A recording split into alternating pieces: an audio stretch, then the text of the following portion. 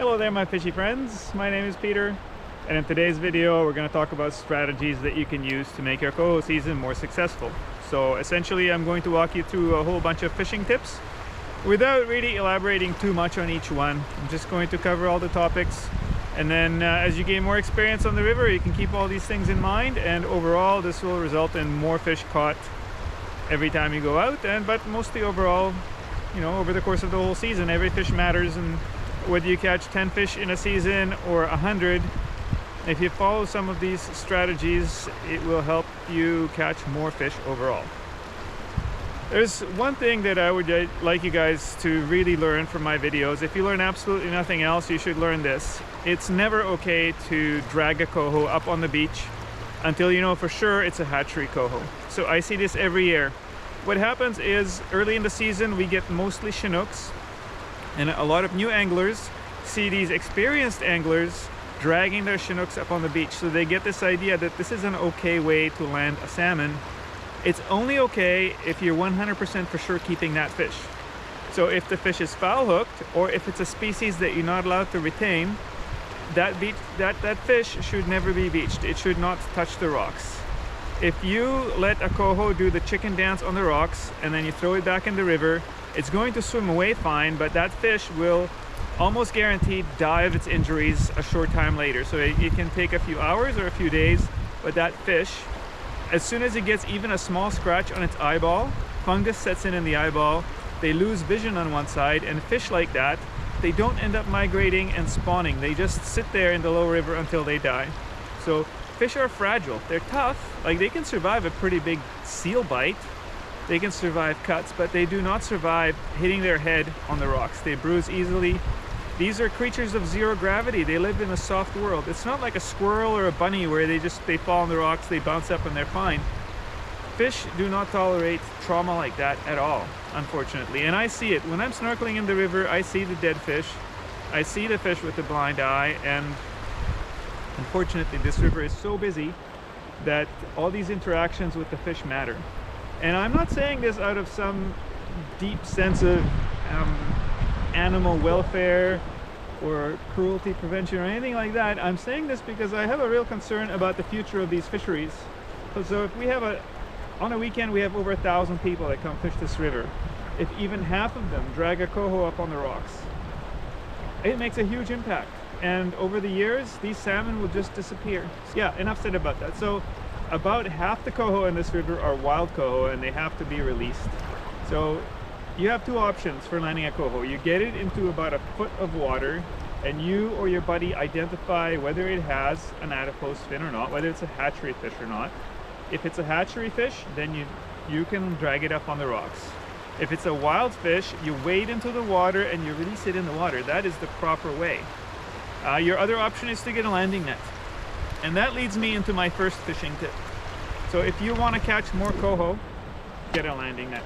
That is the one tip I have that is absolutely guaranteed to catch you more fish. Coho are very, very acrobatic in the river. They have vigorous head shakes, they jump, they flail around, and every second that fish is on the line, it has a chance to get away. So if you can get that fish into a landing net 20-30 seconds faster than you would otherwise, you're going to be messing around in shallow water trying to look for that little fin, and that fish has more chances to get away. So if you can get in there, I get a net with a long handle so that I can get out there, I can reach way out, I put the net in like this, and I drag the fish into the net.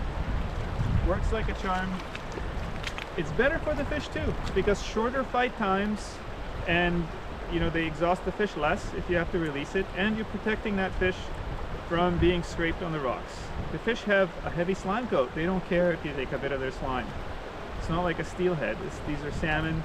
They're gonna die anyway in a month, but you want them to continue that journey and spawn successfully. So please keep that in mind. So if you get a landing net, you'll probably catch 10 or 20% more fish in a year.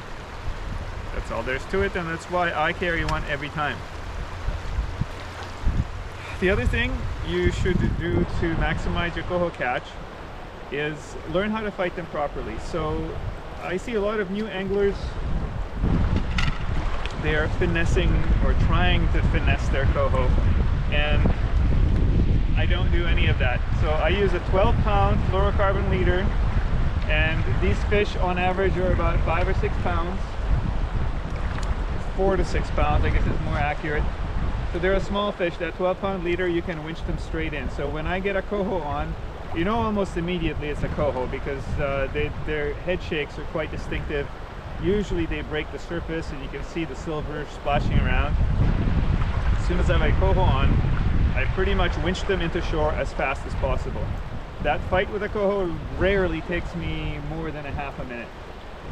And it's straight into my net. There's no fooling around unless you get a really exceptionally big coho.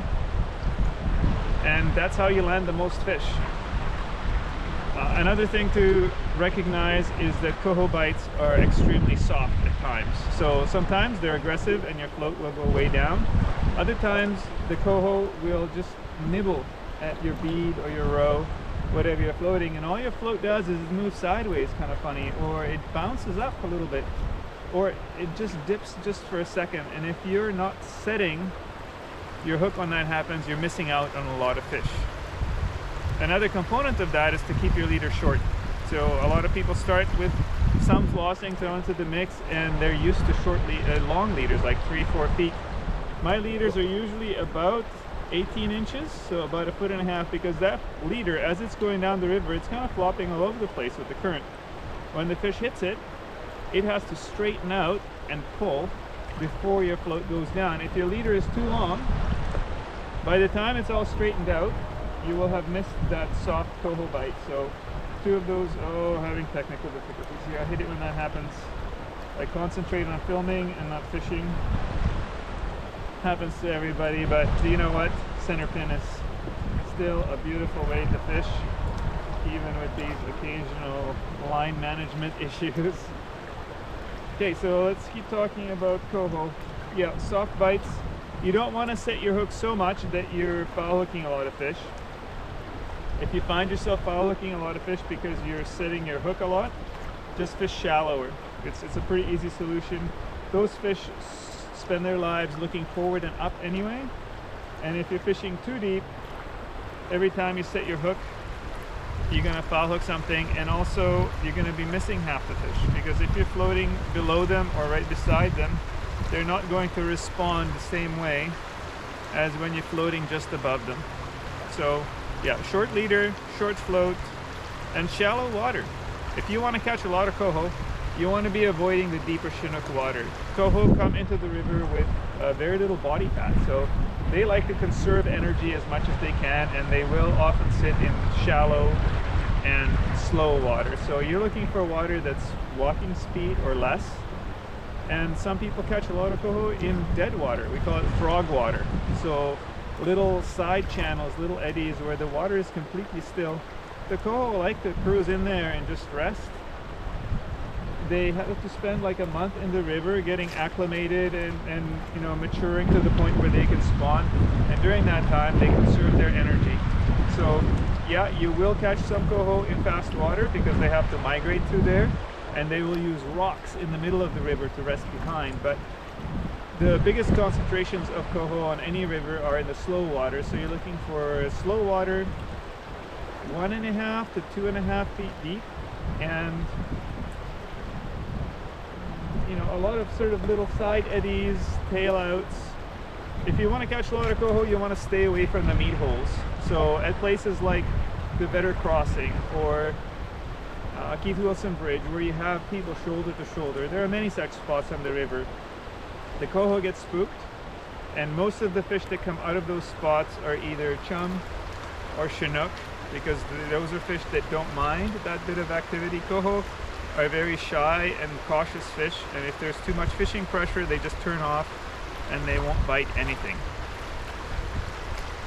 Let's move right along into what gear to use. With coho, it really pays off to be versatile.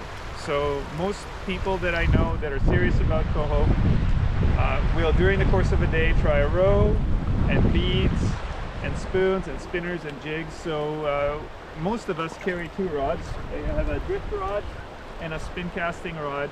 My spinning rod is just a very cheap setup. There's nothing special about it. It's just an ugly stick, cheap reel, and that's because I know that sooner or later I'm going to leave it lying somewhere on shore and forget it, or somebody's going to step on it because it's always sitting there on shore. I spend about 80% of my time fishing with this, 20% of my time fishing with this. But what happens all the time is, if they're not liking roe, you know, if you're fishing roe for half an hour, then you switch to beads for half an hour and nothing happening, then you toss a spoon in there, or a spinner, or a jig, and quite often the first cast you'll get a fish.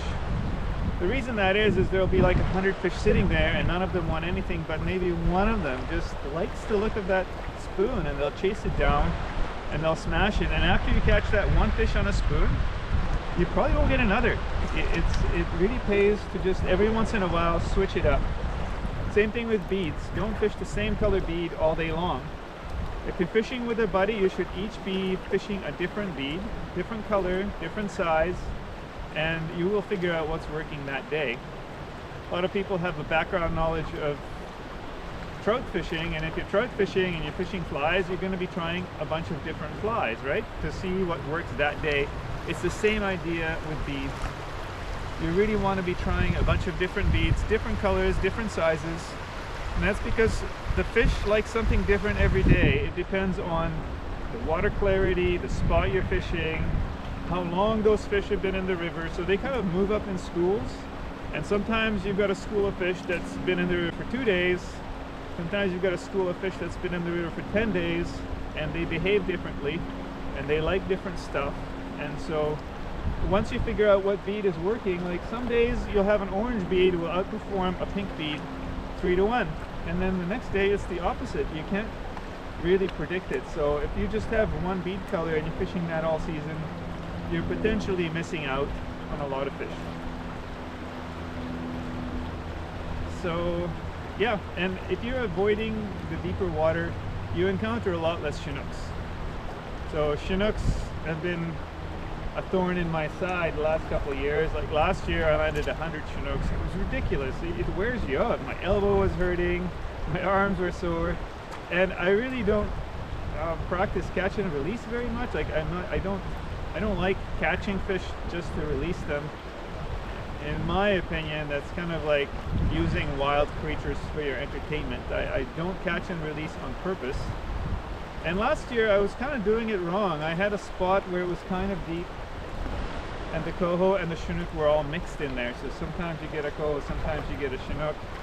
And it was such a big run of Chinooks last year, this year also, that I kept landing them, and I got a ridiculous amount, and that wasn't right. So this year I've been really focusing on fishing slower, shallower water that holds more Coho and less Chinook, and it's worked out great. I've only landed about 30 Chinooks. That was very much on purpose. I'm trying to limit my bycatch. Let's see, what else? Well, definitely fish first light. I had a whole video about this recently. If you want to catch the most fish in a season, you want to be fishing first light. If you're not there in the dark, standing at the river waiting to start casting, you're not there early enough. I often catch the same amount of fish during the first half hour of daylight as the rest of the day combined. So if I'm fishing all day, which I rarely do, but you know, I might catch 2 or 3 fish at first light and 2 or 3 fish for the whole entire rest of the day. It really is a dramatic difference. If you're not there for first light, you're going to catch fewer fish, especially over the course of a season.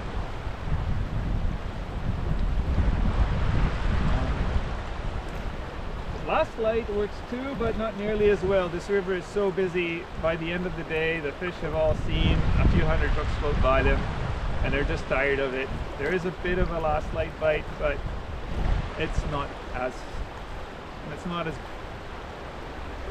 much of a sure thing as first light. The way that I fish is I find maybe 3 or 4 spots, and I learn how to fish those spots really well. When you get a lot of experience on the river, you can kind of show up anywhere, and you're gonna know where the fish are, and you're gonna figure out how to catch them in a few minutes. But when you're new or newish to the river, it takes a while to figure out a spot. It takes a half an hour, maybe sometimes even a couple of days to figure out exactly where the fish are holding, what they like to bite, which drifts work, right? So you can be missing the fish by a foot. You can be a foot off and you're missing half the fish that are sitting there. And the fish will be in a different part of the spot early in the morning and middle of the day and end of the day. And it takes a while to figure all that out. So if you are spending a lot of time figuring out a spot each time you go, then you're going to be wasting a lot of time and missing out on a lot of fish. Believe it or not, the main reason the main way I pick my spot is whether I like the people that are fishing there. Like there are some spots on this river where people are kind of grumpy. It's like a bunch of bears, you know, they kind of like just they give you the eye. And then there's other places on this river where everybody's fine and cheerful and having a great time. And I seek out those spots where I get a bunch of fun to be with, ethical anglers, and those, you know, people come to the same spots time and again. You see the same people all the time, and it makes a difference to your enjoyment and the amount of fish you catch, because the more ethical and quiet people are being in their fishing, the more fish get caught overall. So I would say pick your spot, pick 2 or 3 spots, learn how to fish them really well, and then fish those spots over and over. Those spots will be different depending on your water levels, but overall, once you get your spot figured out, you figure out where the snags are, you figure out what the depths are, which drifts work, you're going to lose less gear, you're going to catch more fish, and that's what it's all about. Don't chase your fish on the internet, you know. Yeah, I used to do the same when I first started. I'm like, you know, looking at fishing reports, looking at people's pictures, trying to figure out, are they in the upper, are they in the lower, what spot is that, where do I go tomorrow? That doesn't work. The fish are literally everywhere in the river. It's just that some days they don't bite, or some days there are fewer, some days there are more, but throughout October and into probably the first week in November, the fish are in every single run, every single spot. You know, the only fish where there's a significantly bigger concentration, the only spots where there's a bigger concentration is where there's a lot of structure. So things like log jams are like a Coho magnet, right? They love to hide. If you've watched my underwater videos at all, like every log I swim by with a hole under it has Coho under that log. And they're difficult to pull out of there because those Coho will not leave their hiding spot to smash a lure or a piece of rope floating by nearby. So I've been fishing roe for a while. Now I'm going to move my bead down, fish the bead for a bit. Just trying to mix it up. I was here last night. I fished for probably an hour and a half, beads and roe, and then I put a spoon on, and within 10 minutes I had a nice Coho. Mixing it up, like I said before, it really works. But back to, what was I talking about? Oh, I forget. Anyway, I think we've just about, oh yeah, fishing structure. So fishing structure, you're not actually trying to get those fish that are underneath that log or that little log jam, but what happens is the log jam or the hole under the log or the hole under the rock fills up. At some point there will be so many fish under there, the other ones that show up, they like schooling, so they just hang out next to those fish that are underneath the log, and those are the fish that you're trying to target. So that's why logs and log jams work. You can't pull them out from underneath, but you can target the fish that are sitting next to the fish in the actual hiding spot itself. The other thing that I use often on the river is just efficiency. The season is short. I spent probably 60 to 80 hours every October fishing. There's 2 hours a day, usually before work, so it's not a long time. So if you're wasting a lot of that time tying up, you're not going to catch as many fish. So underneath, at the end of my main line, I have a swivel snap, and all my leaders come pre-tied with a swivel, so that, you know, I have a leader board in my pocket. If I lose my hook, I just whip out another one, or if I want to change beads or hook sizes or whatever, whip out another leader, and it takes me like 15-20 seconds to get a new leader on. If you're spending 5 minutes retying every time you lose something, you're wasting a lot of valuable river time. This is especially true during first light. The first light bite might only last 15 or 20 minutes. If you're spending 5 minutes tying up a hook and a new leader, you've just wasted like 20% or 25% of that first light bite. So yeah, I mean, that kind of ties into learning your spot too. Once you learn your spot, you can be efficient. You're not spending a bunch of your day finding the fish. You already know where they're going to be, and you're going to have a more productive season. So I hope you learned something today. I'm going to have a couple more videos come up, but our salmon season is quickly drawing to a close, and maybe you can use some of this stuff during your next season. And you know, the video's not going anywhere. Hopefully somebody finds it useful next year as well. So thanks for watching, and see you next time.